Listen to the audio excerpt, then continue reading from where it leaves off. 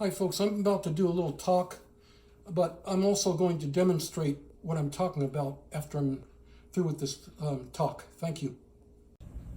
Hi folks, thanks for listening to me. I just wanted to play those two tunes.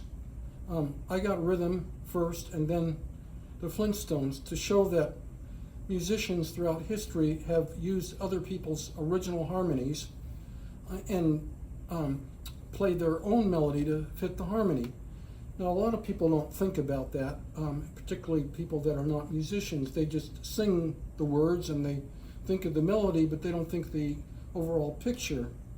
And I think musicians are a little bit closed off about that. They don't want to talk about it. And I think one of the reasons is as quietly as they, or secretly as they talk about it, it's because a lot of times they when make a record or recording, and they can use another person's harmony and write their own melody, and there's no copyright law on the harmony, only if you copy somebody's melody.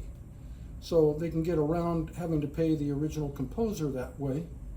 And another reason they do that is, for example, you take Charlie Parker as an example, and all the other great musicians, including the band leaders, big band leaders and so forth. They wrote another melody to fit somebody else's chords because they were very creative and they wanted to do variations on it.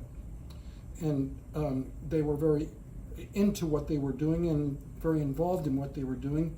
And of course, I would never say that they copied anybody. They were just very interested in the chords, and I think that was great that the composers who wrote these tunes, such as Gershwin, and he wrote I Got Rhythm, wrote the chords that were so flexible that other musicians could use them and write their own melody to fit the chords.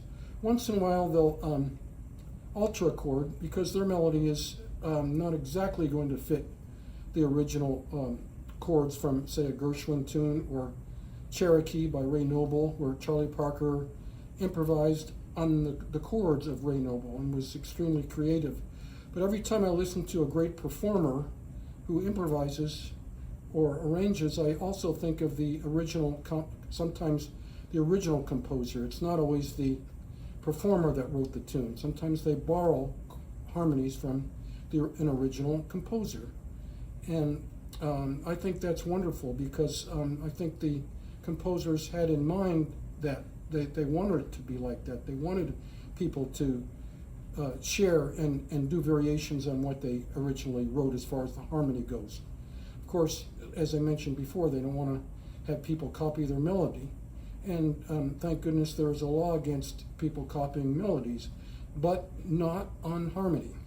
So I think that's a good thing. I think sharing is great, and it's good for music, and it allows people to be creative.